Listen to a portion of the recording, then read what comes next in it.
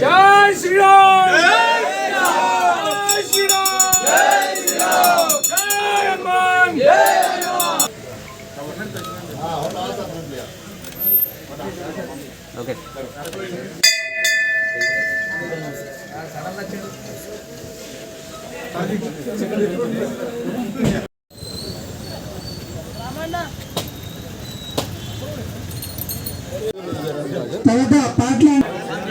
పాటలు అంజారు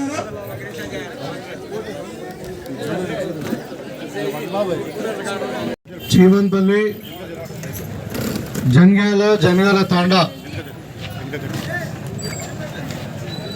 గ్రామానికి చెందినటువంటి కూడా నమస్కారం.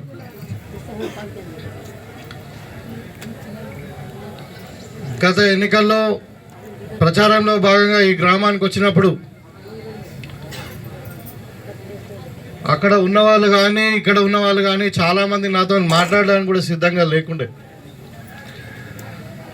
ఏందని అడిగితే నిర్బంధం, భయం,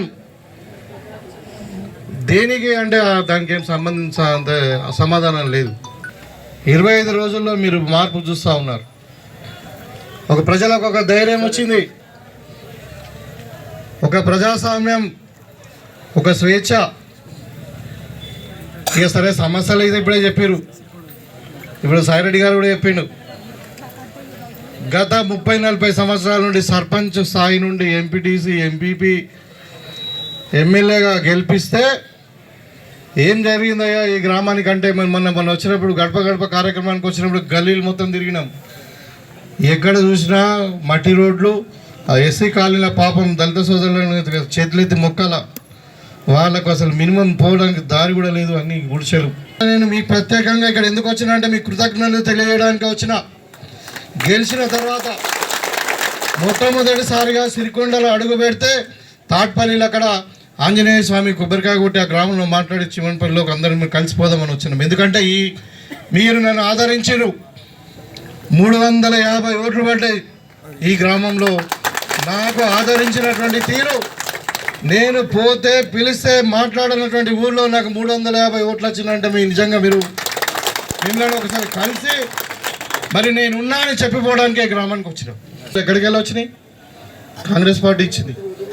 ఇవాళ ఎక్కడైనా ఇండ్లు చూస్తే ఇందిరమ్మ ఇండ్లు ఉన్నాయి, ఈ తాండలు కానీ ఎక్కడైనా కానీ. ఇవాళ చీమన్పల్లి వాళ్ళకి నేను ఒక భరోసా ఇవ్వదలుచుకున్నా, మీకు నేనున్నా, మీరు దేనికైనా నా దగ్గర రావచ్చు. ఇక్కడ సమస్యలు చెప్పారు చిన్న చిన్నవి, అది కాకుండా ముఖ్యంగా ఇక్కడ ఈ భూముల సమస్య ఏదైతే ఉందో ఇది ఒక చీమన్పల్లి గ్రామానికి అంతటా లేదు, మొత్తం యావత్ తెలంగాణలో ఉంది. కాబట్టి కాంగ్రెస్ పార్టీ ఎజెండాలో పెట్టింది. ఖచ్చితంగా కొంచెం ఆలస్యమైన మరి ధరణి చట్టంలో కానీ ఇంకా కొత్త రెవెన్యూ చట్టం మార్పు చేసి కానీ మరి కొత్త రెవెన్యూ చట్టం తెచ్చి కానీ మీ భూములు మీకు పట్టాలు ఇస్తామని ఎన్నికలకు ముందు చెప్పినాం. 100% చేస్తాం. కొత్తగా ఫారెస్ట్ కొట్టుకుంటే వాళ్ళ జోలికి వెళ్ళండి, వాళ్ళ మీద కేసులు పెట్టండి. కానీ పాత భూములలో మాత్రం ఆల్రెడీ పట్టాలు ఇచ్చినాయి కానీ ఇంతకుముందు దున్నుకున్నవి ఉంటే మాత్రం వాళ్ళని అక్కడ బోర్లు వేసుకొనియండి, పంట పండించుకొనియండి. ఒక 1 ఇయర్ అవుతుందా మరి ప్రభుత్వం ఒక నిర్ణయం తీసుకున్నాక మీరు వెయిట్ చేయండి. వాళ్ళని ఇబ్బంది పెట్టకండి, వాళ్ళ బతుకు ధైర్య భూమి కాబట్టి వాళ్ళ జోలికి వెళ్ళొద్దని వాళ్ళ డిఎఫ్ఓ గారికి వాళ్ళ ఇన్స్ట్రక్షన్స్ ఇవ్వడం జరిగింది మీ ముందే. ఉచితంగా చేయడానికి, అదేవిధంగా పేదలకు వైద్యం అందించడానికి ఆరోగ్యశ్రీ 10 లక్షల వరకు పెంచడం జరిగింది. ఇంకా మిగతా 6 గ్యారెంటీలు కూడా దాంట్లో భాగంగానే మరి ఇవాళ మన ప్రజాపాలన దగ్గర మీరు చివన్పల్లి నుండి మరి ఎంఆర్ఓ ఆఫీస్కి పోయో లేకుంటే ఎంపీడీ ఆఫీస్కి పోయో ఇంకెక్కడో పోయి మీ దరఖాస్తులు ఇస్తే ఇబ్బంది అవుతుందని చెప్పి ప్రభుత్వమే మరి మీ దగ్గరకు వచ్చి అధికారులు ఇక్కడ 28వ తారీఖు నుండి 6వ తారీఖు దాకా రేపటి దాకా మీ గ్రామ పంచాయతీ అధికారులు ఇక్కడ మొన్న గ్రామసభ కూడా అయింది. ఇక్కడ దేవస్థానంలో కొబ్బరికాయ కొట్టి మరి గెలిచిన తర్వాత మొట్టమొదటిగా సిరికొండ మండలంలో మనం తాటిపల్లి గ్రామంలోనే నేను వస్తానని చెప్పడం జరిగింది. మరి ఆ దేవుని దయతోని మీరందరూ దీవించడం వల్ల మరి అలా నేను ఎమ్మెల్యేగా గెలిచి మరి మన సిరికొండ మండలంలో మొట్టమొదటిసారిగా మళ్ళీ దేవాలయాన్ని సందర్శించుకొని ఆ భగవంతుని ఆశీస్సులు తీసుకొని మరి కొబ్బరికాయ కొట్టి మరి ఇక్కడ మనం మీటింగ్ జరుపుకుంటా ఉన్నాం. ఇక్కడ మీకు అందరూ కూడా కుర్చీ లేకపోయినా మరి ఏదో పెళ్లి ఉన్న మరి గ్రామ పెద్దలకు అందరు కూడా నమస్కారాలు తెలియజేస్తా ఉన్నాం. సంతోషం. ఈ తాటిపల్లి గ్రామానికి తెలంగాణ ఉద్యమంలో కూడా నేను చాలాసార్లు రావడం జరిగింది.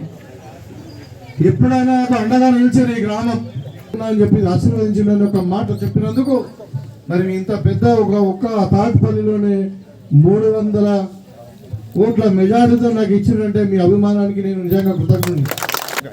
గెలిపించిన తర్వాత ఇప్పుడు నా మీద బాధ్యత పెరిగింది. మీ పని అయిపోయింది. ఇక మీరు చేయాల్సింది చేసేసారు. ఇప్పుడు నా బాధ్యత ఉంది, నా పని ఉంది. కాబట్టి అందుకే మీకు అందరూ కూడా చెప్పి తప్పకుండా చెప్పిన మాట మీద నిలబడతా. మరి మీకు అందరు కూడా కలిసిపోయి మీకు కృతజ్ఞతలు చెప్తామనే ఉద్దేశంతోనే ఇవాళ ఇక్కడ రావడం జరిగింది. నాకు ఒక రెండేమో మనకు ఈ చిన్న చిన్న మన సీసీ రోడ్స్ కావాలన్నారు, డ్రైనేజ్ కావాలన్నారు, కొన్ని రోడ్లు అన్నారు. ఇవి ఈజీ ఈ పంచాయతీకి రాశాను. మీరు ఎప్పుడు వీలున్నప్పుడు వెళ్ళండి, నేను ఫోన్ చేసి చెప్తా. అవి ఉంటే ఆల్రెడీ శాంక్షన్ కాకుండా మనం ఆల్రెడీ మన శాంక్షన్ చేయించుకున్నాం, ప్రపోజల్ పంపించమని చెప్తాం. చెక్ కూడా ఈ కూడా రాశాను. ఇక్కడ అంజయ్ గారు చెప్పారు ఫారెస్ట్ లో ఒకటి వాటర్ బాడీ ఉంది, మరి దాన్ని మనకి ఆయకట్టు లేదు, కానీ మరి కట్ట పోసుకుంటా నీళ్ళు నిలిస్తే మరి బోర్లు వాటర్ పెడతాయని చెప్తుంటే అది కూడా తప్పకుండా ఈ గారు చెప్తాను. నేను అది మీరు కూడా అక్కడ నిజామాబాద్ వచ్చిన ఆయన కలవండి. ఈ 2 ఎండోర్స్మెంట్ చేశారు. ఈ గ్రామస్తులు తీసుకున్నాం. అంటే అన్ని భూమి సమస్యలు ఉన్నాయి ఎక్కువ. ఈ భూమి సమస్యలు మీకు చెప్పాలంటే నిజంగా ధరణి రావడం వల్ల ఈ ప్రాబ్లం వచ్చింది మనకి. కాబట్టి పట్టాలు ఇచ్చింది. ఇన్ని రోజులు మీరు భూములు జరుపుకొని సాగు చేసుకొని మరి పంటలు పండించుకుంటే కేసీఆర్ మరి దళితులకు 3 ఎకరాలు అన్నాడు ఉల్టా, మరి గిరిజనులకు 3 ఎకరాలు అన్నాడు, కానీ ఇలా ఉల్టా భూములు గుంజుకునే పరిస్థితి వచ్చింది. దాని ద్వారా ఏమవుతుందంటే మీకు బ్యాంకులో లోన్ దొరుకుతుంది, మార్టిగేజ్ చేసుకోవచ్చు, అవసరం ఉంటే మీరు భూమి కొనుక్కోవచ్చు, అవసరం ఉంటే అమ్ముకోవచ్చు. ఈ ఫెసిలిటీ ఇవ్వడానికి కొంచెం టైం పడుతుంది, కానీ దానికి తప్పకుండా రాష్ట్ర ప్రభుత్వం కట్టుబడి ఉందని చెప్పి సందర్భంగా మీకు భరోసా ఇస్తాను. అదేవిధంగా ఇక్కడ సబ్స్టేషన్ గురించి చెప్పారు. నేను కనుక్కుంటాను ఎలక్ట్రిసిటీ డిపార్ట్మెంట్ వాళ్ళను, కనుక్కొని ఒకవేళ శాంక్షన్ అయితే ఖచ్చితంగా మీరు మాత్రం మరి వీళ్ళతో ల్యాండ్ ఇస్తేనే బాగుంటుంది. ఇక లేదంటే ల్యాండ్ లేకుండా మరి చూద్దాం ఎక్కడ ఉన్నదని ఏదైనా అది మరి అలాంటప్పుడు దాన్ని అలా చేపించుకుందాం. మాట్లాడతాను తప్పకుండా దాన్ని కూడా వీలైనంత తొందరగానే మరి శాంక్షన్ అయితే మాత్రం దాని ల్యాండ్ ఐడెంటిఫై చేపించి దాన్ని కూడా చెప్పిద్దాం. మరి మా కాంట్రాక్టర్ గిరి కూడా ఇక్కడనే ఉన్నాడని చెప్తే నువ్వే వేస్తున్నావా గిరి? ఇంకా ఏ సమస్య ఉన్నా మనం చేసుకుందాం, ఏ సమస్య ఉన్నా మనం తప్పకుండా చేసుకుందాం. నేను మీ మనిషిని మీరు నమ్మి ఆదరించి నన్ను గౌరవించి ఓట్లేసి గెలిపించారు కాబట్టి మీకు సేవ చేయడమే బాధ్యతగా నేను తప్పకుండా పనిచేస్తాను. చెప్పి నీళ్ళు అడగము, నీళ్ళు ఇచ్చినాక ఓట్లు అడగమని చెప్పి మిషన్ బయట చేస్తే అది ఎవరన్నా మంచినీళ్ళు తాగే పరిస్థితి ఉందా? ఏ ఊరికైనా తాగే నీళ్ళు వస్తున్నాయా? మరి అది కూడా ఏంటంటే పాత మళ్ళీ ఆర్టీఎఫ్ స్కీమ్లకే పైప్లకు కట్టిండు.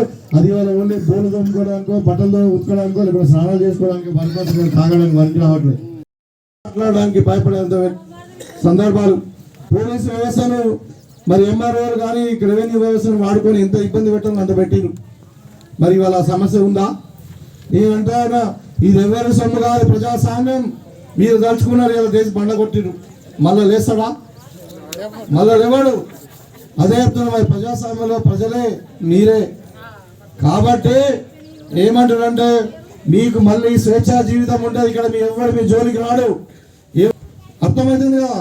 మరి మీరు స్వేచ్ఛగా మీ వ్యాపారాలు, మీ పనులు, మీ వ్యవసాయం అన్ని చేసుకోవచ్చు. పార్టీ ఉండదు ఇక్కడ. మీకు స్థానికంగా రవి కానీ మీ స్థానిక నాయకులు ఉంటారు, మరి ఎవరైనా ఉంటారు, బాలరాజు గారు ఉంటారు, చందర్ ఉంటారు.